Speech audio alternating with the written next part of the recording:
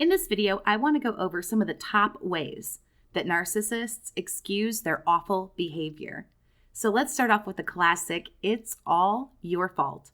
A narcissist will simply blame shift to avoid the responsibility or accountability of what they've done. And we've all heard the exact same lines. Well, you made me ABCXYZ. Well, if you wouldn't have done this, then I wouldn't have done that. I had no other choice. I was backed into a corner. Someone or something else is always to blame when it comes to things that these people are doing wrong. And usually when we find ourselves in a romantic relationship, they blame as much on us as they possibly can, and that's quite typical behavior. Setting the standard, as I call it, is a weird little thing that I've noticed over the last few years that toxic people like narcissists seem to do, and I think that it's a huge way that they excuse their behavior, so I want to talk about what I call setting the standard. Of course, now, no one highly narky wants you to have standards or expectations of them. Of course, they want to do whatever they want. So what happens is, generally in the beginning of the relationship, they say really weird things that people just don't normally say. I know that I've never said any of these things. And some of the common phrases are, I get really angry sometimes, or I have a short temper. I'm not one to apologize. Some of them are even so bold and so brazen as to say things like they've never had a long-term relationship or they've never been faithful to a partner. And there are other phrases as well that they just kind of slip into conversation. And you don't really think about it much at the time. And again, it's often done in the love bombing phase when you're getting to know them or, well, who they're kind of portraying to be anyway. But you'll hear some of these weird things just tangled up in the conversation. And as you move further into a relationship, these issues are going to start to come up. Naturally, you're going to move into the devaluing phase.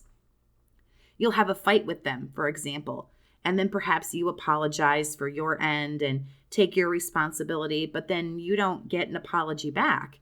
And then all you hear is, well, I told you I don't apologize. I told you I get angry. I told you that I have a really bad temper, a really short temper. I told you not to push my buttons. I told you not to get on my bad side. The narcissist has set the standard. They told you that they bounce from job to job, so they don't have money. They've told you they have anger issues. So when we hear these things, all these weird little phrases, and we don't act on them, we still continue to talk to them and entertain them and deal with them. Unfortunately, we have silently accepted the low standards and expectations that the narcissist has set. When these things happen, they're very quick to call your attention to it. Hey, I didn't lie to you. I told you I don't work very good, or, I'm depressed a lot. It's hard for me to hold a job. So I was very upfront with you about not having any money. I don't know why you're shocked I'm asking you for money, or whatever the situation, may be. It might be something like, I told you, I showed you, so on and so forth. And since we didn't immediately back out, again, we accepted it as far as they're concerned. We totally gave them the green light because they told us what it was. But for one reason or another, we just chose to accept that and move forward. If you'd like to talk to me one-on-one and get some counseling and coaching from a survivor who's gone through the healing process and understands exactly what you're going through, you can visit jess-stanley.square.site. There's a link for you down in the description, or you can book chat sessions by just sending an email to bookachatwithjess@gmail.com. Choice is totally yours. You can book a session through email or just by clicking the link and get information. Anything that you need, you can find it in either of those two places. Another way they excuse their bad behavior is they just kind of continue to fight forever. These people will go around the same damn tree a million times and not take charge of their own behavior. What happens to most people is they get so tired of the circular conversations that go absolutely nowhere. And this is kind of where a lot of survivors just wave that white flag and surrender. They let it go, they suck it up, and they move on.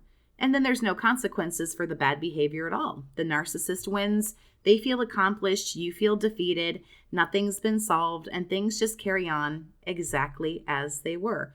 These people, I swear, will die on the smallest of hills to avoid any accountability. Denial is also a huge way to avoid any and all responsibility. This is a big one. If you don't have 100% complete scientific certified proof of something, it is going to be deny, deny, deny. And even if you have that proof, you'll probably just be gaslighted. You might hear something like, oh, fine, believe what you want to believe. You're nuts anyway. You don't even know what's happening. You're crazy. So if this is what you want to believe, fine, you do whatever you got to do. Narcissists deny everything they possibly can. They can also play dumb, stupid, or clueless as well. Oh, I didn't know that you didn't want me talking to my ex-boyfriends. I mean, they're exes for a reason. We're not doing anything. I mean, come on, they have new girlfriends, but okay, I guess I'll stop, but I didn't really think I was doing anything bad. Denial, playing stupid, they're really good ways to get someone to kind of stop in their tracks. And really, how can you beat it? If I say, why did you do ABCXYZ? And you go, well, I didn't do that. I mean, it kind of stops everything right there, doesn't it? It's your word against this other person's. So what are you going to do? But have that circular conversation or argument. And then it might be like, well, yes, I did. I saw ABCXYZ. No, you didn't. You don't know what you saw. I mean, really, what do you do with responses like this?